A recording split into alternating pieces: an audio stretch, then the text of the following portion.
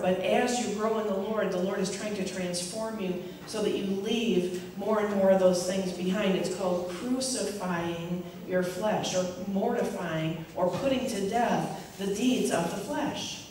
And there's a process by which we can do it where we are changed from glory to glory and from faith to faith. Have you ever said to the Lord, "Oh Lord, I want to be like you.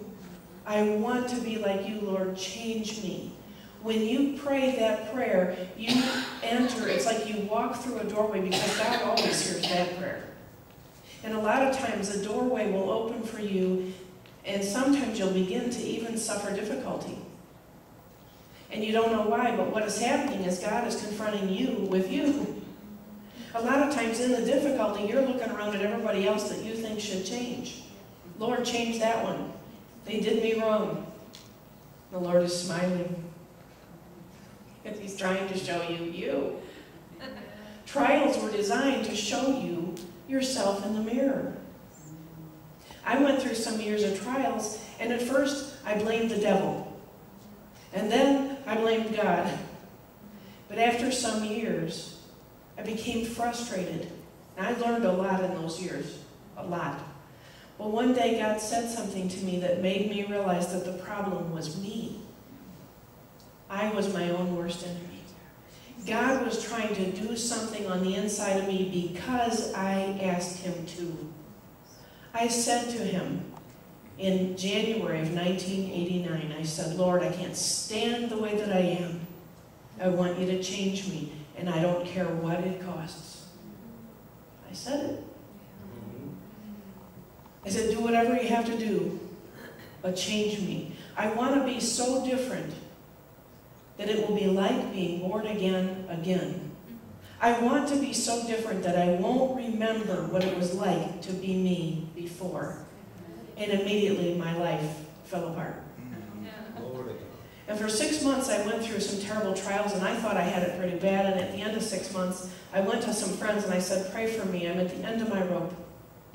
And they prayed for me, and that night I came home and I received news that was so bad, it made all the other stuff look like a walking through the tulips.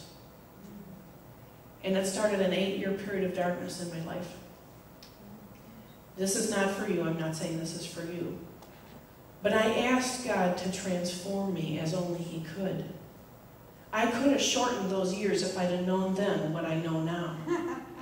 I could have shortened my trials if I would have understood sooner to, instead of looking at all the other things, say, "God, change me. Show me what you're trying to show me. Help me see what you're trying to deal with in me." Because we want to carry his glory.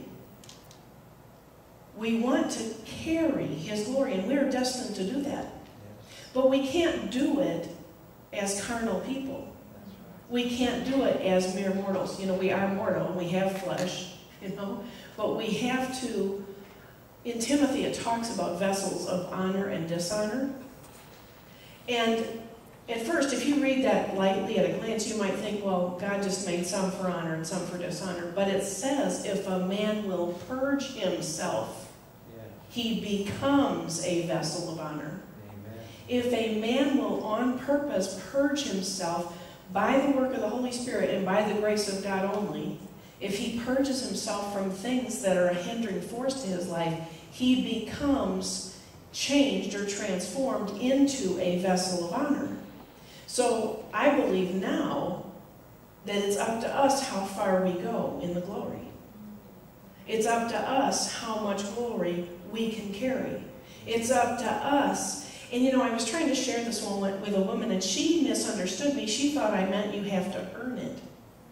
And I said, no, you can never earn it. Jesus has already given it free. But what you're doing is making your vessel capable of carrying it without